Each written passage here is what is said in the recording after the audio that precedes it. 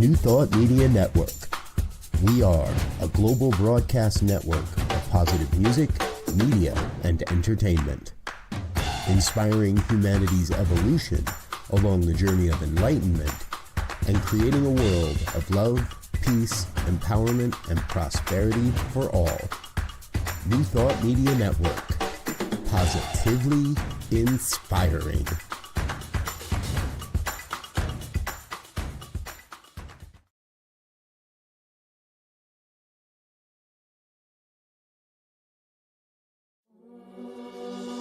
Free my mind, open my heart with the whispers of truth. To live a conscious life, to live a conscious life on the growing edge. On the growing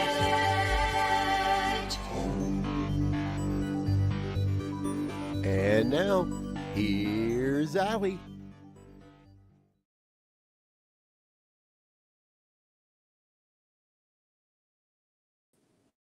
Hello and welcome to Growing Edge Live. I'm Allie Benjamin, and it is my great joy to be here today with you, whether you're here for the first time or you're back because you enjoy these great deep dive conversations that we have here at the Growing Edge. We talk to amazing people from all walks of life that are channeling their time, their talent, their energy, their resources, their creativity, and most importantly, their love into doing good work in the world. And today we have a couple of guests. They've joined us before and they're back, and there's some dear friends of mine, some colleagues of mine, Linda Frazee and Michelle Medrano. And today our topic is healthy relationships. And this is one of the most relevant topics for us as humans to understand more about ourselves, the people in our lives, to know what we're doing and why we're doing it in regards to our connections, our relationships, whether that be in our workplaces or at home, or our ministries. And so I'd love to welcome Michelle Medrano and Linda Frazee, who happen to be mother and daughter, and two individuals that I am so fond of. We've worked together very closely. Linda is my teacher and mentor of the Enneagram, and Michelle, her daughter, who has been a co-student or a classmate of mine in our training. And that was a few years ago, a couple of years ago now. And so welcome, ladies. Thank you. It's good to be here. It's good to see you, and it's good to be together here on New Thought Media Network, our wonderful production. So, Michelle, you are one of the lead ministers at Mile High Church in Denver. And Linda, you are a personal coach and have a lot of training in transpersonal psychology and imagery. And so I'd love for each of you to share a little bit about the work you do. And then we'll get on to our topic, which is healthy relationships. So, Michelle, why don't you start? Who are you and what do you do? Well, I've been a New Thought minister now for 34 years and in this teaching of the science of mind, and have loved that work. And I think part of why I love that work is that it is so much about relationships. Of course, ministry and serving people in spiritual community is about, I often say, supporting people through some of the biggest transitions often of their life. If we talk, say, ceremonies like weddings and baptisms and funerals and memorials, but also supporting people in the journey of their life in between those, in the dash, if you will, between birth and death. And it's a great honor to me to be able to do that and to then help people with these New Thought principles that I think are so powerful and impactful, that when people learn them, they can have the life they really want to lead by practicing what we teach. And then adding the Enneagram, being a certified Enneagram teacher, as you are now, to that just helps me understand myself and other people better. So all of this is a huge part of what motivates me. It's about creating healthy, joyful relationships. I'm a people person, so that's important to me. Yeah, I know Yeah. that. And how about you, Linda? What are you up to these days? Well, my background is that I'm completing my 43rd year with working in psychotherapy with people, as you mentioned, with transpersonal, focus and imagery, and I've been a speaker across the nation. When my thesis as a professional speaker was, if you don't grow your emotional self, you'll never be happy. And that was in the late 70s and early 80s. And my friends would say, and does anybody ever respond to that? And they did. So now it's very common. So that's basically been my work all along the way, has been about growing yourself. And the Enneagram just adds such another dimension. And so I've been teaching the Enneagram now for 30 years and certifying students, helping them become certified.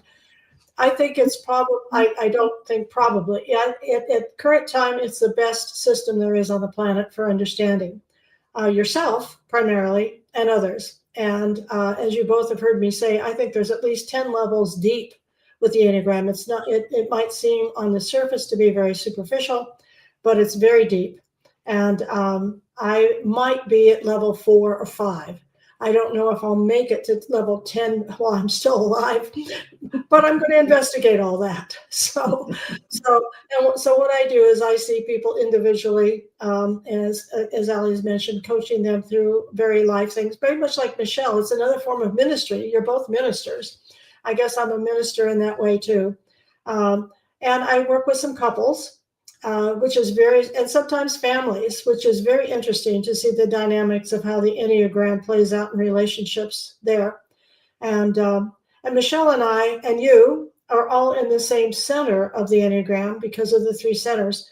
And that makes a big difference. So I want to talk a little bit about that today. Wonderful. Well, I know we will dive in, and maybe we could start with Linda. You have been working for so many years with individuals and bringing in the Enneagram to help them to understand themselves more deeply. And people, well, I can think of myself, but a lot of us come to therapy because we are having, difficulty in our lives. And I would imagine for the most part, our relationships are all wrapped up in that too.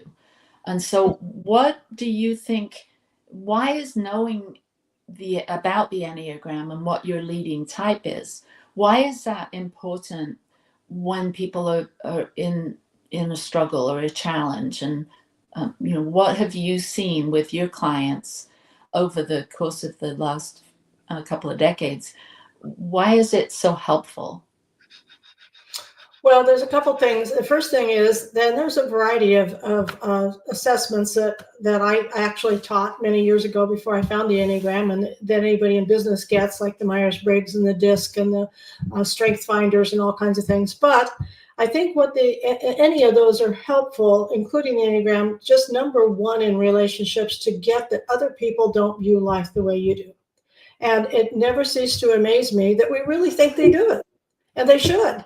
And if they just did, there wouldn't be any problem if you just do it my way and if you see it my way. And when it comes to relationships, be that mother, daughter, husband and wife, son and father, whatever it is, it's like the automatic arguments that we have are usually the same argument all the way through the relationship.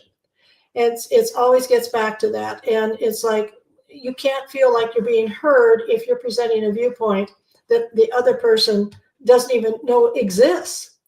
And it never ceases to amaze me that people don't really get the complexity of the fact that we are really looking through different eyes. I think the Enneagram has done one of the best it does one of the best things about revealing that. And then the understanding and compassion, if you really get that other people do not look at the way you do, and they shouldn't, and they don't have to, it helps. So it's a really good starting point. Can you give us an example of how, let's say, two people that might be having some issues within their relationship, sort of maybe showcase a couple of the different types and how they might struggle with communication? Have you got a few hours? Can we double the time? So, well, one of the ones that comes up right now when I think about this was one that was really rewarding to work with. I had a mother and a daughter. The daughter was not driving yet, so mother had to pick her up after school. Mother was a 2, which is the helper in the Enneagram, and is going toward people and going toward her daughter and wanting to do good things. And the daughter was a 5. And she was pulled back in, didn't want to have a lot of people, doesn't like to have people coming toward her to ask for things or to take care of her. And this was a very wealthy family in Scottsdale. And so mother would love to go shopping, and she'd buy the girl all these wonderful clothes. And then she'd pick her up at school. And the first thing the mother would say to the daughter is, well, how was your day? Tell me about it. And daughter would just clam up immediately. It was really, and then when they would get home, she'd say, look, I bought you this. And, the daughter would look at the price tag and go, I don't need a blouse for $100. That's ridiculous. And the mother was like, oh, but I'm just loving you. And so here the mother as a 2 is loving the child in her way of loving by, well, we could use a love language is what this too, but by giving gifts, by doing this wonderful thing, thinking of her daughter all day long. I wonder if she would, and the daughter was like insulted by it, irritated by it, and was very conservative with money. Well, the mother was like, oh, we'll just spend everything we can. And the daughter was like, no, that's energy. So it was really interesting to work with them and to discover that. So that's one illustration. And so they learned to work with each other about that. And the mother learned to contain herself so that when the girl got in the car, she just didn't say, oh, tell me everything, which was just a confront to this girl. So that's one. And then I'd love to say something about that. Yes, it's so intriguing the mother, it sounds like, and you mentioned the love language, the mother showing her love in the way that she felt, probably the way she would like to experience, love and attention, only to have her daughter receive it in a way that she probably thought was unappreciative, that was cold, that wasn't grateful. And the daughter to receive all of that energy and attention and extravagance when those things aren't as top of mind or a value, they're actually things that she's not so keen on. You could see how that could create a barrier, a rift, disconnection and anger and frustration, and sadness. Right. Yeah. Right. Absolutely. And then here's another illustration. And this, unfortunately, it's just coming to mind now that the woman in this is also a 2, which I could come up with some other ideas. Michelle sure can too. Married to a 6. And so the two woman is also very, very optimistic. All 2s are like, oh, wow, this is going to be so much fun. And the 6 is like, I don't know, very cautious, do we want to know all the facts? And so this was a gestalt I did in front of a workshop. So they volunteered. And because they had a hard time going on vacation, because the 2 would plan it and would get all these exciting things. And the 6 was like, oh no, and seeing all the things that were wrong. So they acted it out. So the woman says, we're going to drive to Alaska. And they lived in Arizona. We're going to drive to Alaska and it'll be fun. And the husband says, how long will that be? And she says, oh, it'll be fun. And we'll just stay along the way. And he said, but there's, that's a big place. And and she said, maybe we'll see animals. And he went, animals? What kind of animals? And she said, well, I don't know, but they'll be great. And there'll be nobody. And he said, what about gas? Where are we going to get gas? And so this was just a snippet of their relationship. And the funny thing about it at the end of that gestalt was that they both agreed at the end of once they go on these vacations, the wife was always disappointed, like, well, it really wasn't as good as I thought. And it was always better for him than he expected. Because he was thinking of the worst case scenario through the whole thing. And of course, very little of his worst case scenario actually happened. So it was a big breakthrough for them, just just so simple thing of like going on a vacation. You think that would just be a very easy thing to get together, but it wasn't. So that's just a few illustrations. Yeah, those are two really good illustrations. How about you, Michelle? When you hear your mother talking about mother-daughter relationships and other relationships, and how has knowing your Enneagram type and hers, and I know you two have been together your whole life, obviously, and you have been part of the Enneagram because she's been so into it, even though it's only been a few years since you became a teacher and coach in the Enneagram. How does knowing your mom's type and your type help with your mother-daughter relationship? Well, it definitely bridges the gap that we're talking about of love, perceptions, choices, all of that, and how we all play the projection game. And even as a child, I call it looking through life at my three lenses. I'm an Enneagram type 3. And so I'm always looking through life at that with the three lens. And it's hard to not do that, but to recognize and to know that that's what I am doing and that's how I'm seeing things. And then in every relationship, including with my mother, to understand very clearly, this is I agree with Mom, a very basic understanding that eludes a lot of people in their most difficult relationships, that there comes this ability to feel resolution and freedom and clarity and even love when I can say, well, how is she perceiving this situation? If I try to look at it through her lens, it's that classic example of, walking a mile in someone else's shoes. And it makes all the difference, because a huge amount of conflict in relationships is we just keep persisting in seeing things through our own lens, and wanting other people, and even sometimes demanding other people to see them through the lens that we see them. And great peace and compassion comes when we can let that go and come together. And I find that my ability to do that as I've grown older with my mother and everyone else has created much more loving, content relationships for myself. And it also, I love, and I have loved practicing the intersection of the Enneagram and our spiritual teachings, the law of attraction.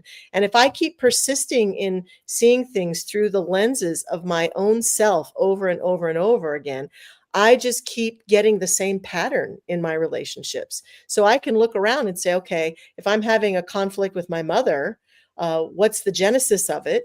And I pretty much can guarantee that any other relationships I'm having conflict in any way, that genesis that I see in that relationship with my mother, that's based on my perceptions and my view of the world and the lenses that I'm wearing right now, I'll bet there's some of that in every other difficult relationship. And when I resolve some of that, when I work with myself in the Enneagram, and I work to heal that, and I work to see from the viewpoint of the other person's perceptions, then I can actually have that pattern begin to dissolve itself and no longer be there. Because I can't say that I've been content all my life in my relationship with my mother. And I bet my mother hasn't been content in her relationship with me our whole life. But we've worked it out because we've been willing to do the work of it. Yeah. So let's dive into you mentioned that you lead with a type 3. Can you, and your mother leads with type 4. And so can you give us an example of how the lens that you see through and where, and how that might be different to your mother, Sure. Sure. Yeah, we have one example, like as a type 3, I learned very early on that getting people's approval was important to me, and especially my mother's approval. So I can tell you that throughout my history and my relationship with my mother, anytime that I perceived she was the least bit critical of me, it was heartbreaking for me and hard for me. And I would feel I was disappointing her. And then as I got to be a teenager, I would be angry with her. Now, as we've talked about it, as she and I have talked about it, in those instances, I don't think that my mother is an overly critical person. And in there are a couple of incidents where we talked about she was trying to help me, or she was trying to coach me, or she was doing something out of love. But because of my being a type 3 and needing approval so profoundly when I was young, and even sometimes today it kind of gets hold of me, boy, it was painful for me. It was very painful for me to feel my mother is criticizing me. My mother doesn't like what I'm doing, or how I look, or what I said, or how I did this sort of thing. And it created a distance between us that was based on my perceptions of that. And as I grew older and could see where she was coming from and how she was trying to love me and mother me and support me, then it was a lot less triggering for me, a lot less activating for me.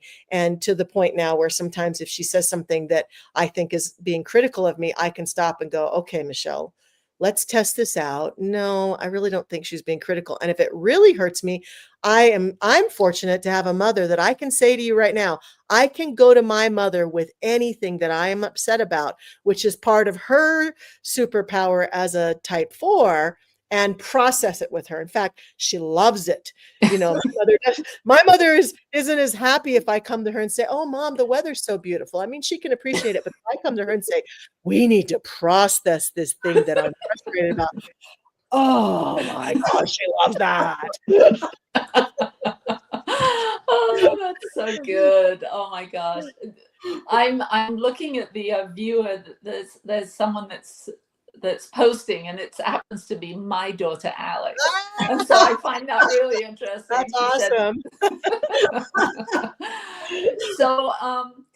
So Linda, when that is so, I can relate, because I love to go deep with my daughter and process through every little aspect of what's going on for her. And the more she engages, the more I'm feeling like, oh yeah, I'm doing my job as a mother here, because I'm really giving her all of my energy, my attention.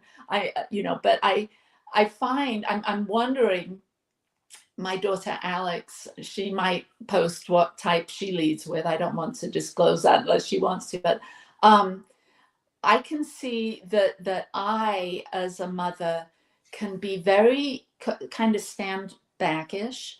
Like, I have a strong value of each of my children being their own individual selves. Like, I don't want to paint, my husband uses this term, paint seagulls in someone else's painting.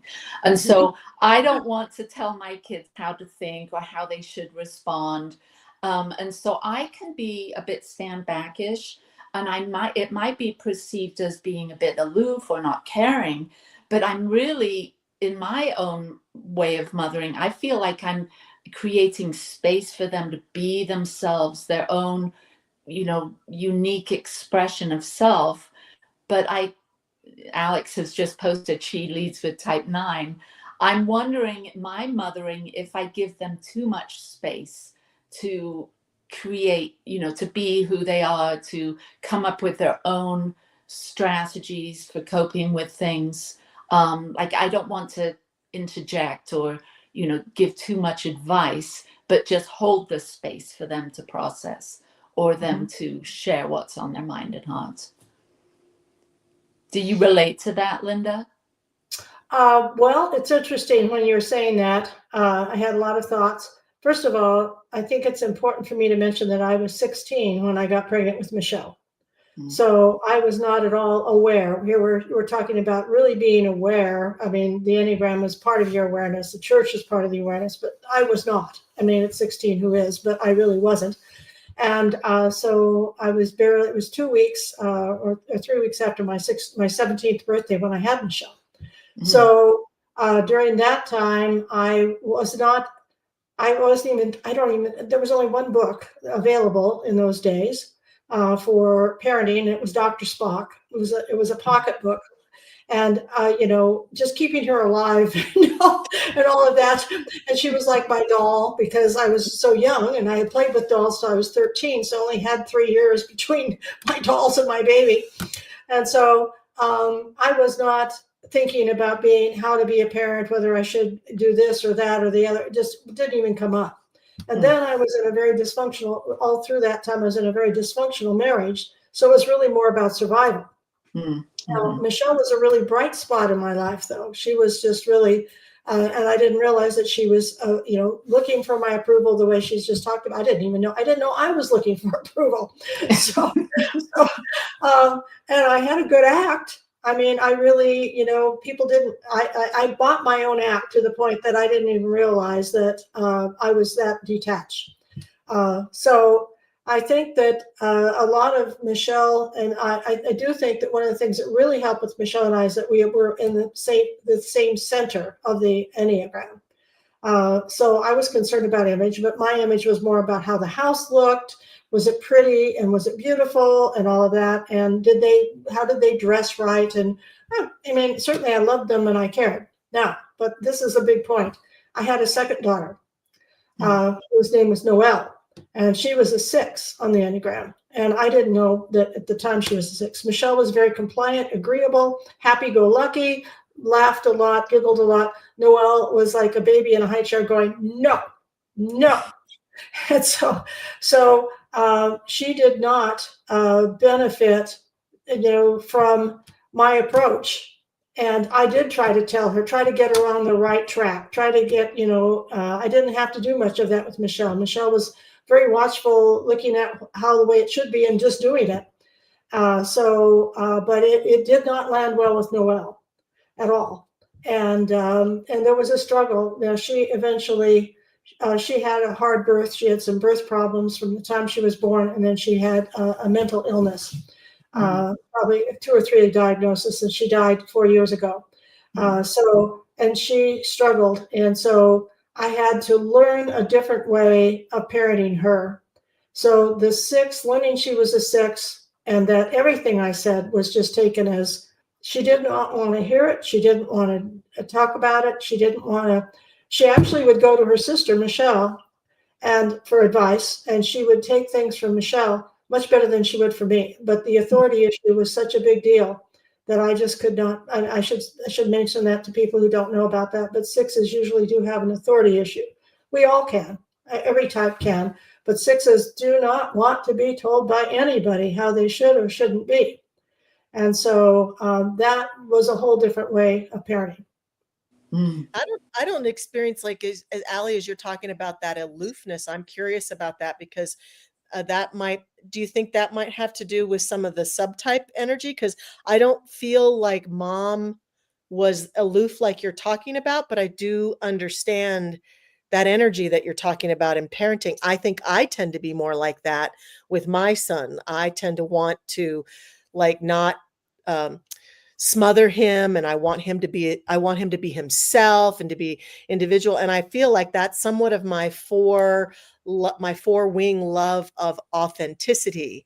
And it's not that I don't think my mom had some of that, but I don't feel it the same way you're describing. So that is interesting that you're kind of 2 different 4 parents in that regard. Right. Yeah, that is interesting. And I don't know that we'll get around to this, but Linda and I both lean more towards being self-preservation. Right. Yeah, that's true. But I think that the difference, even though Linda and I are both self-preservation 4s, I think that I have a strong 5-wing. And so I think, and I don't know where you land with that, Linda, but maybe a stronger 3-wing. I think during my time as a parent, it was much more 3 and building my business and all. My 5-wing flaps a little more now. And I want to add this other piece because this is something that is complicated when you're trying to find yourself on the Enneagram, but it needs to be mentioned. I had a learning disability. I couldn't see until I was about 10, and it wasn't diagnosed. I mean, I could see well enough to walk and talk, and chew gum, but I really couldn't see the blackboard, and I had some learning disabilities from that. And so I think if you had done a typing interview with me when I was a kid, you would have said I was a 5. And then once I got glasses, my personality, it would have been interesting. You know how they have these commercials now where they show the little baby putting on the glasses? That would really be so wonderful, because I didn't know I couldn't see. And so that is something when you're trying to find yourself, those of you who are listening, if you're wondering, well, who am I on the Enneagram? We have to consider that background about other factors like that. Like, as I mentioned, my daughter Noelle had some major problems upon birth that really haunted her in many ways. And I had that thing with that. And also, I don't know if we'll have time to talk about this, but I do want to touch on generational psychology when it comes to the Enneagram and all of that, because that makes a big difference too. Okay, well, we're going to take a short break, and we'll be back, and Linda will dive a little bit into that generational psychology. Okay, we'll see you in a minute. Okay. Please help us say thank you to our organizational sponsors, including the Hefferland Foundation, Affiliated New Thought Network, International New Thought Alliance, Science of Mind Archives and Library Foundation, Center for Spiritual Living Denver, Center for Spiritual Living Midtown, New Thought Philadelphia, Planned Happiness Institute, Summit Center for Spiritual Living, One Heart Retreats, Center for Spiritual Living on the Lake, Unity Kitchener, Unity Spiritual Center Ottawa, Om Center for Spiritual Living, Satya Center, Begin Within Ministries, Center for Spiritual Living North Jersey, Unity of Savannah, and the Center for Spiritual Living Seattle, as well as all of our individual donors. Thank you for being part of the New Thought Media Network. Please like, share, and subscribe. New Thought Media Network, positively inspiring.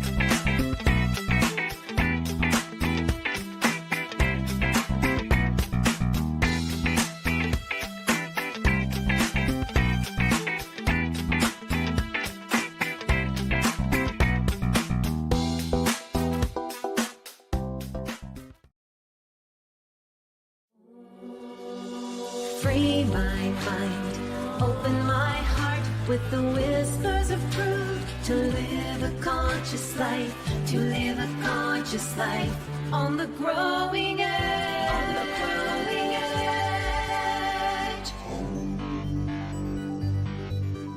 edge. And now, here's Allie. We're back, and I'm with Michelle Medrano and Linda Frazee. And Linda, you were talking about generational, was it psychology? Mm-hmm. Yeah. Right. Well, when it comes to the Enneagram, it's many people, of course, I'm older than both of you by a landslide, but at least 17 years older than Michelle, for sure. So, but our parents have passed. Allie, I know your mother's still alive, so that's an advantage. But even if your parents have passed, it's interesting to look back at least to your parents and their parents to get what Enneagram types they might be. And this is sort of the cardinal sin of the Enneagram, is trying to diagnose somebody's Enneagram type without them finding it themselves. But if they're gone, you can't really do much about it. So using that as an example with my parents, my mother, both my mother and father were raised in poverty. And there's a long story about that I won't go into. So they were struggling. It was during World War II. I was born right after World War II. World War I, they went through that. Their families, they lost a parent. They had ineffective parenting. They had to struggle just to eat. So so that was a major factor on my side, their psychology when it came to me. Before that, take my mother, for example. My mother's mother had some of the mental disorders that my daughter ended up, which is, again, generational psychology. Some of that genetics comes right down the pike. So my parents were highly intellectual. My mother was a 6, my father was a 5. They were creative and hard workers, but they weren't very tactile. They weren't very loving. They weren't like, touchy-feely type with me. They were more so with the grandchildren. So it'd be interesting to have what Michelle says of this. But so here, my mother used to talk about how needy I was. And here I was, this little 4, wanted to be picked up, wanted to be loved. And, I was not mistreated, but it would be like they'd pat me on the head and say, "Oh, honey, you're okay. Here, read a book. Read this book. This book will be fine," And I was like, "Oh, okay." Of course, I could barely read before with my eyes. So there were a lot of things that were a problem. But that need for tactileness from my parents, which the 5 and 6 are not the most tactile. Can they be? Yes. Can they learn? Yes. But they didn't get it. They couldn't give it to me. Mm-hmm. And so, and there was food scarcity for them. Food scarcity, that was a real problem. And so food scarcity became a problem for my family, and then for my children, they came out in lots of different ways. And so it's really interesting to look back, if you can just even imagine, at least get this center that your parents were in, of the 3 centers of intelligence, whether they were the body type, quick to anger or not at all anger if they're a 9, whether they were in the heart type and just going toward with their arms open to you, wanting lots of affection and attention, or whether they were much more in their heads and intellectual. And I was the only one. I have just one brother, and I was the only one in my family who was wanting all that affection. Mm. Let's talk a little bit about those 3 centers, because it seems very, it's a layer of the Enneagram cake, if you will, that mm-hmm. I think is very important for people to understand, because the heart center is more focused in feelings, the head center in thinking, and the body center in doing. And I would imagine, as you're sharing about your parents, I'm thinking about my own parents, and I think that potentially my mother was in the body center, and so each of us have all 3 centers, but typically one might be a little bit suppressed or dormant.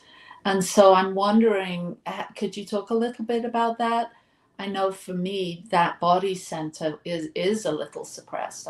I'm less in tune with that, more in the kind of the emotions and the thinking, the emotions and the thinking, and the emotions and the thinking.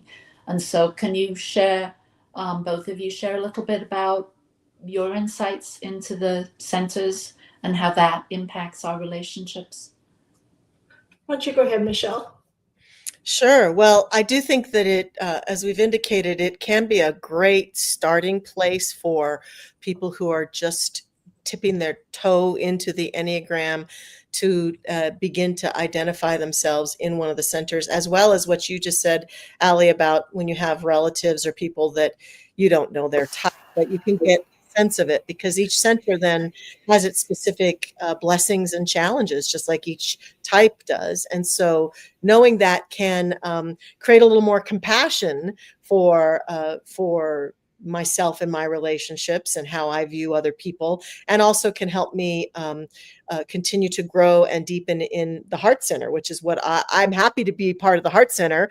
I love being in the Heart Center, and heart and love and connection is very important to me because of my center and my type. But I also, like you, have struggled throughout my life with the body center too, just feeling so out of touch with my body and so disconnected from my body. And like you also can feel the head type, very prevalent, can be a thinker, probably because I know this is another part of the Enneagram. I go across the circle over to that, the 6 over there and the 9. And so I think of those 2, I can really pull into the head center. So I'm a good thinker and can overthink things for sure.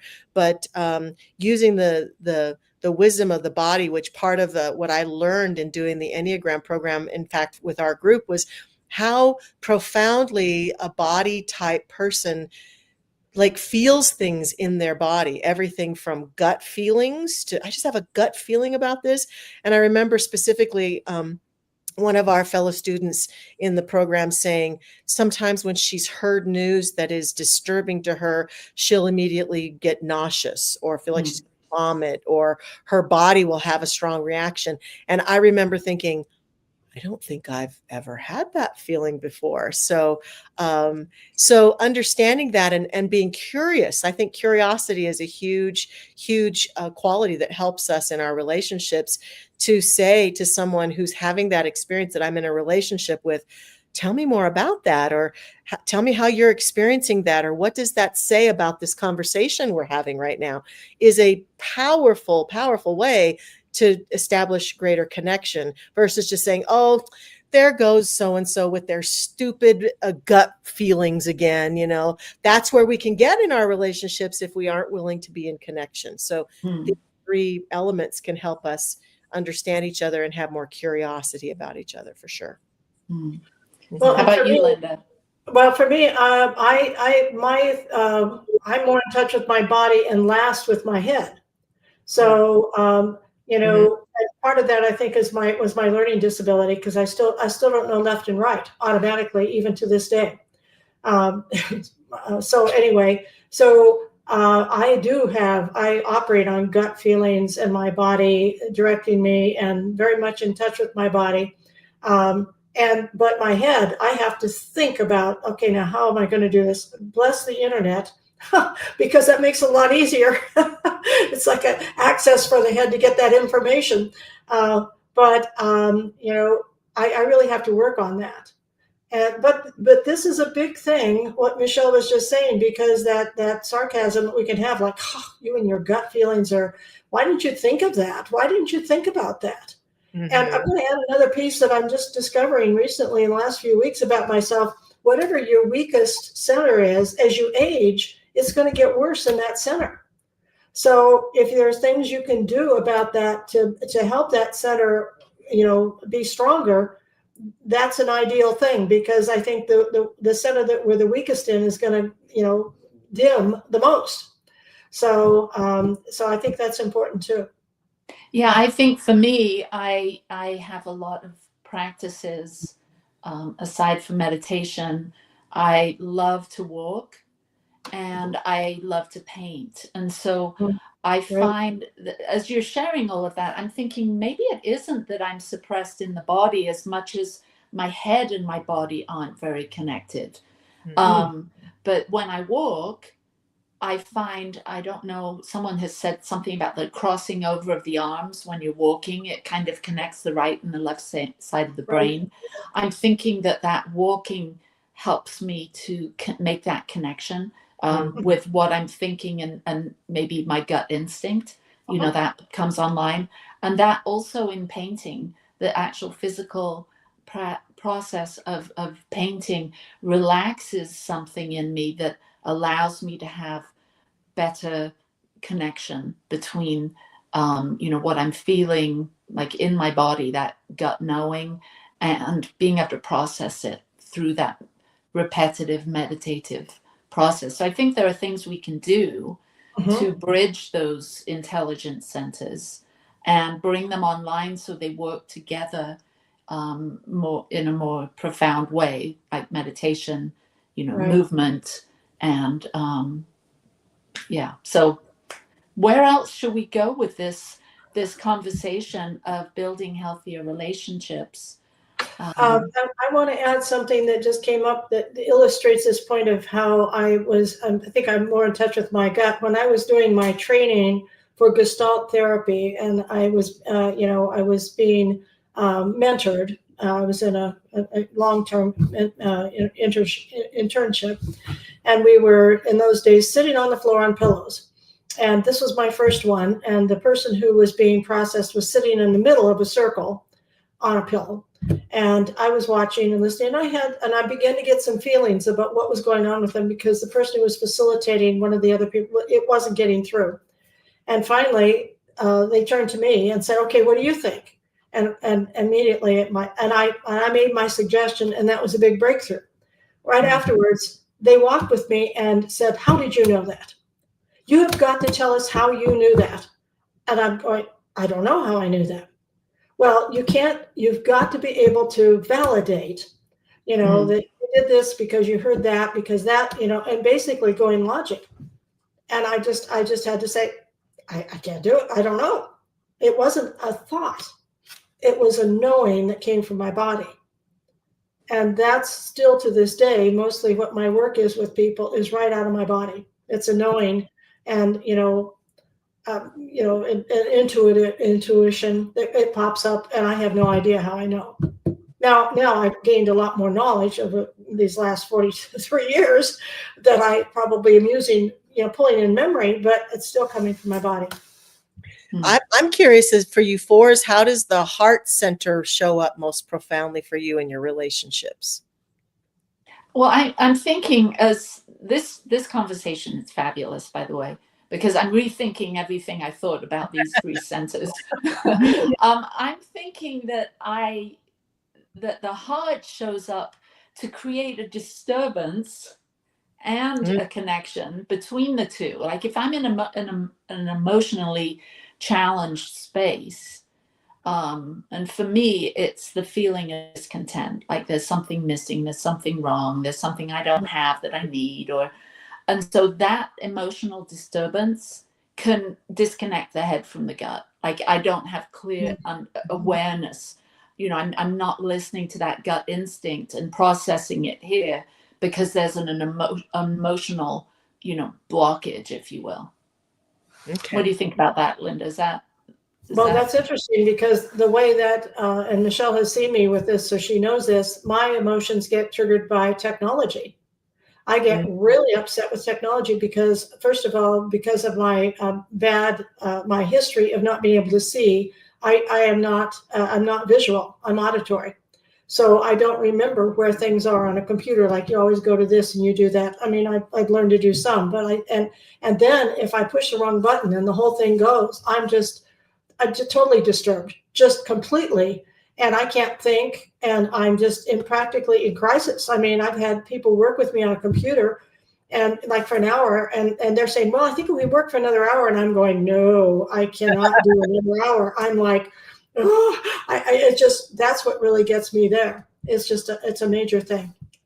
But I would say that the way I'm in this new relationship with another heart type, and it is magnificent because of the love from one heart to another.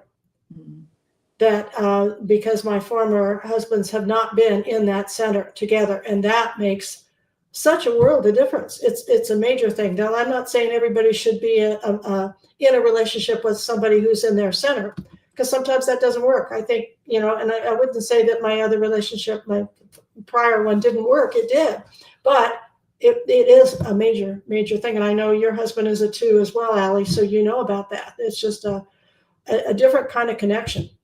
Yeah, truly is. So let's talk a little bit about the different types, like heart type and a head type in a relationship. What does the head type need to what's the challenges with a head type and a heart type? Let's dive into that a bit.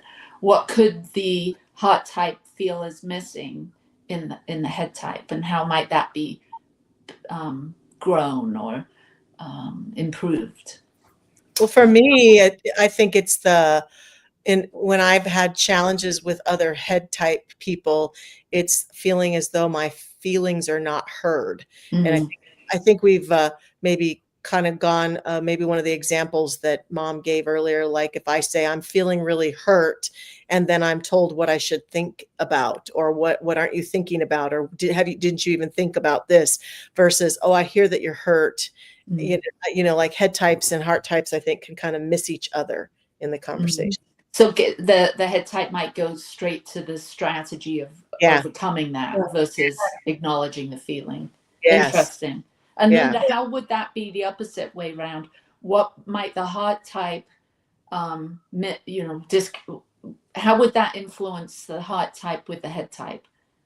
Well, I want to add something to that, though. A one, who's called the perfectionist or the reformer in the Enneagram system, is really not a head type, but they act very often like a head type because they're so going to data information. And that's something I see a lot that happens with a couple. So this would be really a body type. This is the one, which again, I want to stress is a body type, but they feel it like that's not right. So I was with a couple just the other day, and I don't know for sure, but I think the fellow is a one, and he was with his wife. And she would say things like, well, we went to the store last Tuesday. He'd say, no, it wasn't Tuesday. It was Monday. Mm. And that was really important for him to make sure that the right information, and of course, we didn't care what day they went to the store. It didn't matter at all. And it didn't matter to her either. But that can get in the way because of one, it has to be correct. That's the way they feel safe, is the right information. And that can also be for a head type. That could be for the 5, 6, or 7. The 7 is less worried about it being exact, accurate.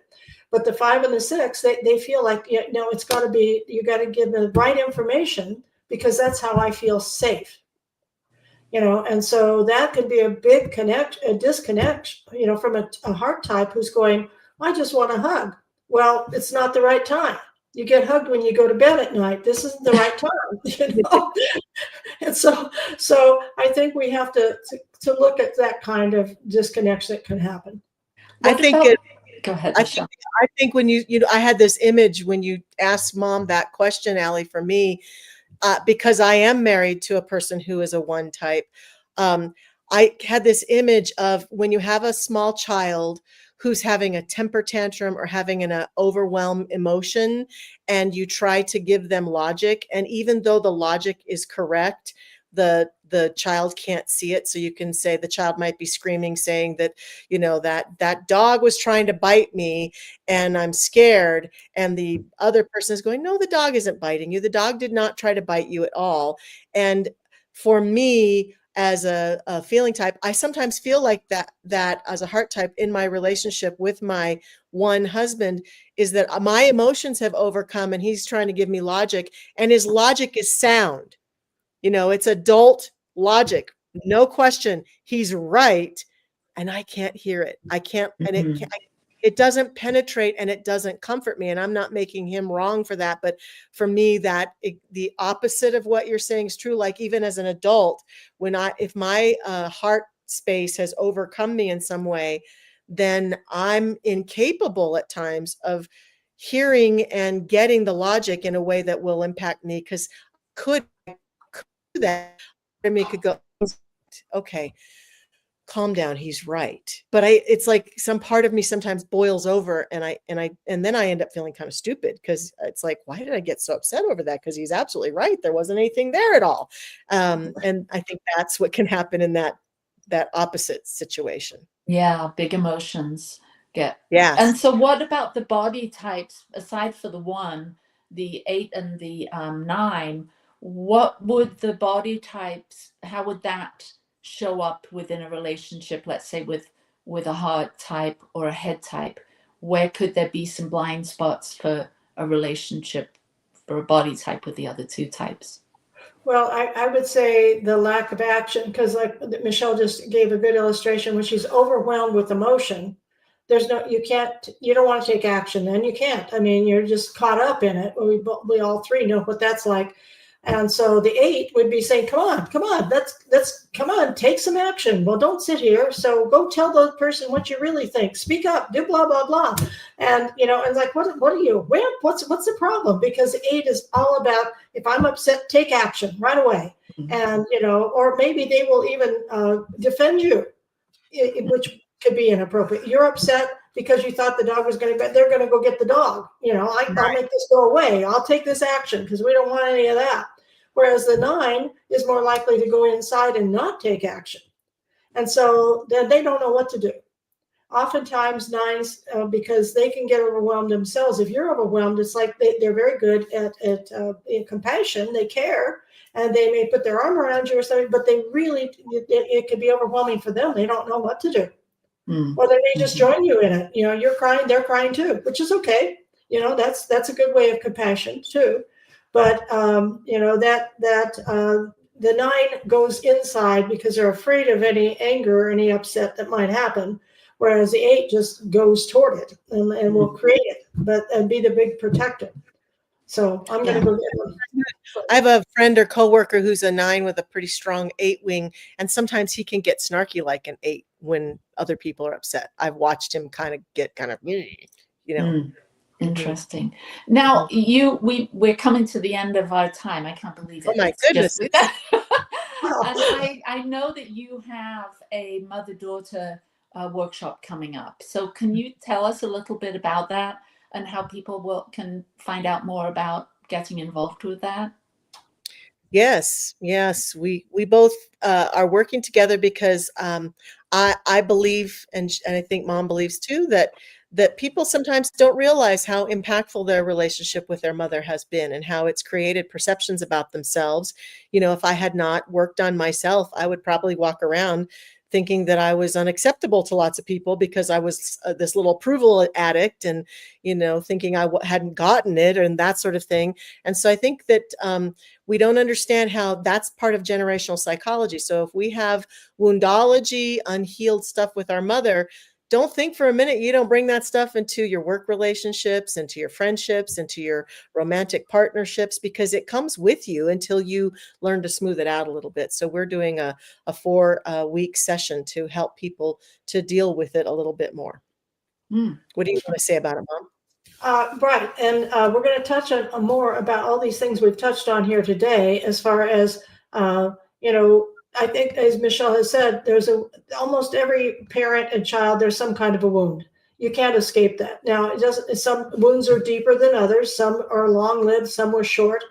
One of my earliest clients came to me, at a girl about 14, and her issue was that her parents were so perfect that she didn't think she could be perfect herself. So kids are going to have a wound no matter what. But I think it's really profound, even if your mother isn't alive, if she's passed on, or, if she's got dementia and you can't really talk to her anymore, really looking at what did go down, what was that generational psychology, where did she come from, where did she learn some of her habits, where is she on the Enneagram to the best of your ability, just guessing, how did you disconnect, and how can you heal that? So it's about understanding all that and then looking at different ways that you can either work with yourself or work with her if she's still alive, or, just even do a worksheet that will help and some processes. So that's the idea. Beautiful. And it's 4 Monday nights. They're listed there on that flyer, November 3rd and 17th, December 1st and 15th, 5:30 to 7 online, because we want to help with every different time zones to be able to join us. So that 5:30 to 7 is Mountain Time. So depending on where you are, you can adjust it. And then the flyer has information about how to reserve your spot. It's $100, and we look forward to having anybody who'd like to join us. Be there. Awesome. Well, it looks fabulous. I'll have to talk to my daughter and see if she wants to join me in doing that. It'd be I don't know if you encourage mothers and daughters doing this type of work together. Sure. We'd love to have you. Awesome. Well, thank you, ladies, for this wonderful, really revealing conversation. I look forward to working with you in the future, and I'm so glad to have been able to bring you here to introduce you together in this amazing work with our guests here. So thank you. Thank you for having us. Yeah, and thank you everyone for joining us. I hope that you got a lot out of this, or at least you started to think about how you show up in your relationships and some of the struggles or the sticking points that might occur when you're trying to show up the way you do and your partner doesn't receive it in the way you'd like.